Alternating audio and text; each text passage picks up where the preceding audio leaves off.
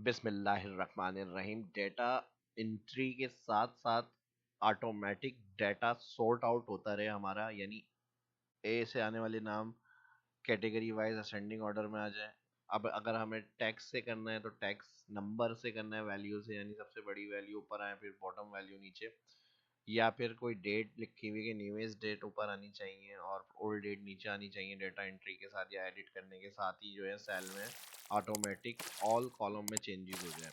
तो ये अपडेट किस तरह से हम ऑटोमेटिक सॉफ्टवेयर की तरह से कर सकते हैं डेटा एंट्री के साथ साथ, या जो भी डेटा एडिट करेंगे या अपडेट करेंगे तो उसमें जो भी मिनिमम वैल्यू असेंडिंग और डिसेंडिंग हो जाए जिस कॉलम को हम टारगेट करेंगे उस कॉलम के साथ। तो ये आज की इस वीडियो में सीखने को मिलेगा। इसमें थोड़ा सा VBA कोड यूज़ होगा और इसका बाद आप जिस तरह का भी डाटा है उसके अंदर अपना काम करके इसको सॉल्व कर सकते हैं। तो चलिए शुरू करते हैं। माइक्रोसॉफ्ट एक्सेल को ओपन करेंगे। यहाँ पे अब फील्ड के हिसाब से मैंने कुछ यहाँ पे कैटेगरीज दी हुई है, प्रोडक्ट्स दी हुई है, सेल्स दी हुई है, डेट दी हुई है। आपको टैक्स से अगर बेस करते हुए सॉर्ट आउट करना है सेंडिंग डिसेंडिंग तो टैक्स कॉलम से भी कर सकते हैं। सेल्स से करना है कि भाई सबसे बड़ी सेल ऊपर आनी चाहिए और सबसे कम सेल नीचे होनी चाहिए तो उससे भी कर सकते हैं। डेट से भी कर सकते हैं। सीधा सीरियल नंबर है कि कोई डेटा एंट्री पहले हो रही है कोई डेटा एंट्री बाद में हो रही है तो उस हिसाब से अगर 1 का रिकॉर्ड पहले नहीं किया हमने, पहले 50 कर दिया, 30 कर दिया, 10 कर दिया, फिर एंड में 1 कर रहे हैं तो सबसे ऊपर 1 रिकॉर्ड ऐड हो जाए। तो ये किस तरह से कर सकते हैं ये आज की इस वीडियो में सीखने को मिलेगा। सबसे पहले इसको राइट क्लिक करेंगे। यहाँ मैंने डेटा की हेडिंग्स बनाई हुई, कोई भी डेटा XYZ आपका डेटा होगा उसके ऊपर आप अप्लाई कर सकते हैं। राइट क्लिक करेंगे, व्यू कोड, व्यू कोड में आ जाएंगे। अब यहाँ पर हमारे पास जर्नल में वर्कशीट सेलेक्ट करेंगे, ठीक है जी, और यहाँ से सिलेक्शन में से चेंज, और यहाँ पर सबसे पहले कोड टाइप करेंगे हम कांस्टेंट रेंज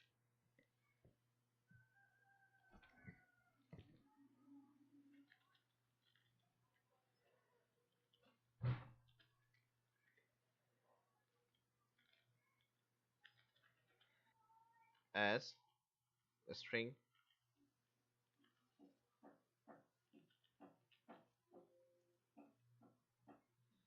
बराबर है। अब रेंज किस कॉलम को टारगेट करना है हमें, डेट कॉलम को करना है तो ये डी कॉलम एंटायर रेंज होगी। अगर सेल से करना है तो फिर अभी सी कॉलम है ये, तो हम इसको सी कॉलम डिफाइन कर देते हैं कि सबसे बड़ी सेल ऊपर आनी चाहिए, बॉटम सेल नीचे आनी चाहिए ऑटोमेटिक। एंटर। ठीक है जी, इसी तरह constant range data set as string, और इस दफ़ा फुल रेंज दे देंगे ए और डी कॉलम। तो यहाँ पर हम इन्वर्टेड कॉमा में ए कॉलन डी और फिर इन्वर्टेड कॉमा, ठीक है जी। और यहाँ से अब प्राइवेट सब फंक्शन जो आएगा इसके अंदर बाकी कोड टाइप करेंगे हम। यहाँ पर as long if not intersect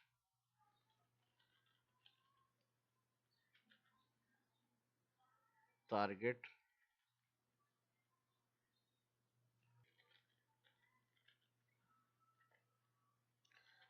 range sorting, ठीक है जी। रेंज ब्रैकेट ओपन, और ये वाली जो रेंज सॉर्टिंग थी उधर हमने रेफरेंस दे दिया उसका रेंज सॉर्टिंग, और यहाँ पर हम कर देंगे इसका ब्रैकेट क्लोज।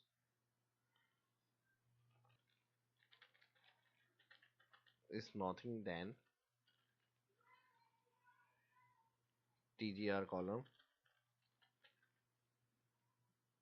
बराबर है टारगेट डॉट कॉलम, और फिर आ जाएगा यहाँ पे columns range at the rate data set bracket close dot sort की, की कर देंगे 1। Colon equal columns,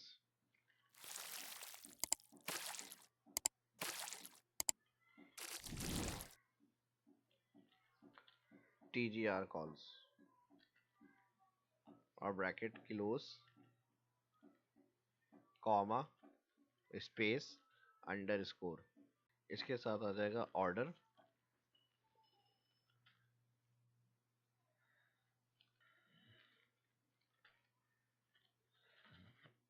order 1 colon बराबर है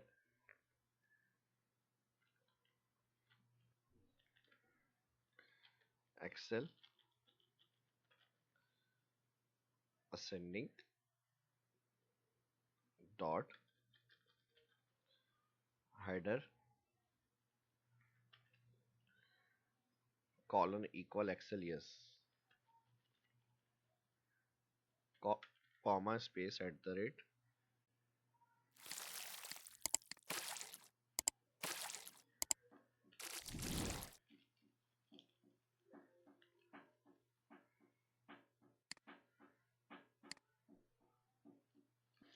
उसके बाद order custom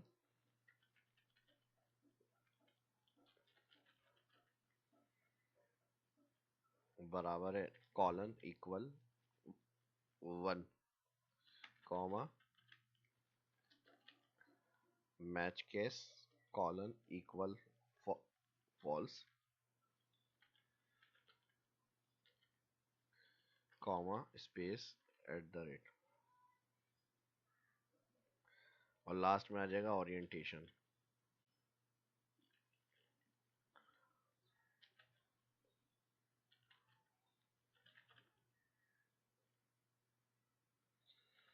colon equal Excel top bottom,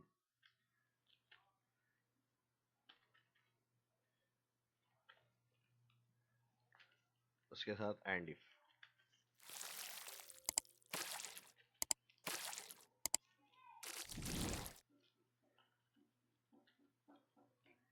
ठीक है जी, और ये हमारा हो गया तकरीबन कंप्लीट। एक दफ़ा चेक कर लेते हैं, यहाँ पे कस्टम को TO करना है और यहाँ पर हमारा कॉलम C सेल्स के हिसाब से हम असेंडिंग करेंगे यहाँ पे।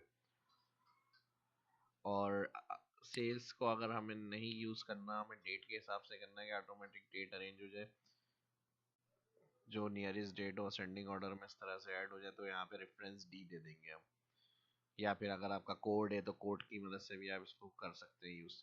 फिलहाल डेट के हिसाब से एक एंट्री करके चेक कर लेते हैं रन, और यहाँ से view Microsoft Excel category A हो, और सेल्स हमारी हो गई यहाँ पर 5000, और डेट हमारी हो गई यहाँ पे 1 मार्च।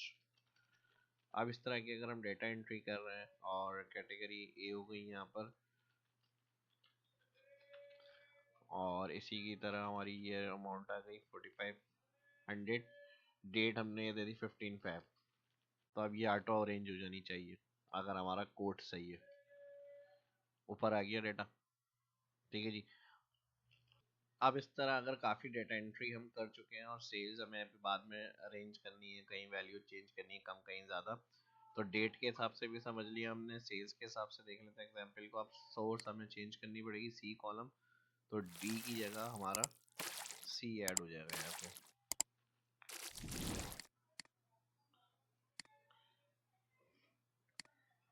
ठीक है जी। अब यहाँ पे जैसे भी असेंडिंग ऑर्डर हमें चाहिए सबसे छोटी वैल्यू या बड़ी वैल्यू को, तो फिर हम यहाँ पे इंटर करेंगे इसको।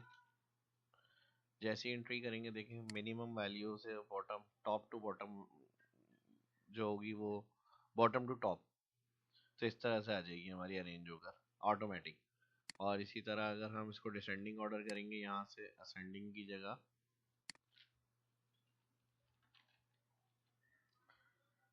रन करके चेक कर लेते हैं यहाँ पे व्यू माइक्रोसॉफ्ट एक्सेल, और इधर कोई मैं ज़्यादा अमाउंट ऐड कर देता हूँ, मिसाल के तौर पे 1,20,000, तो सबसे बड़ी वैल्यू फिर उससे कम इस तरह से आ जाएगी। इसी तरह 85,000 सबसे बड़ी वैल्यू है।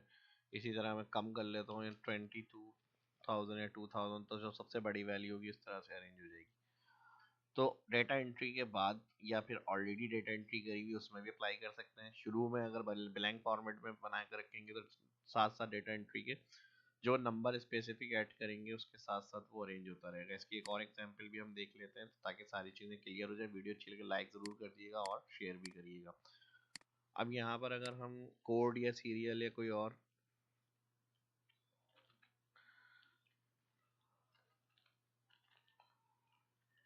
ऐड करते हैं और इसका रेफरेंस में दे देता हूँ A:A। ठीक है, फर्स्ट कॉलम।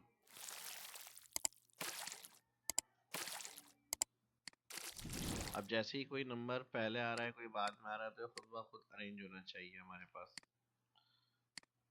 डिसेंडिंग ऑर्डर है, इसको अरेंज कर लेंगे असेंडिंग।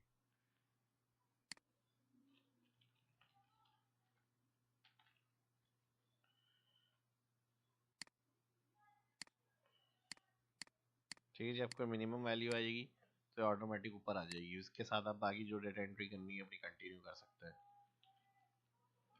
तो है ना काम की चीज़। तो जिस तरह आपने सीखी इस तरह प्रैक्टिस करें, खुद भी सीखें और दोस्तों के साथ सोशल मीडिया पे ग्रुप्स में भी इसको लाजमी शेयर करें। पहले वीडियो को लाइक करते हैं, मिलते हैं नेक्स्ट वीडियो।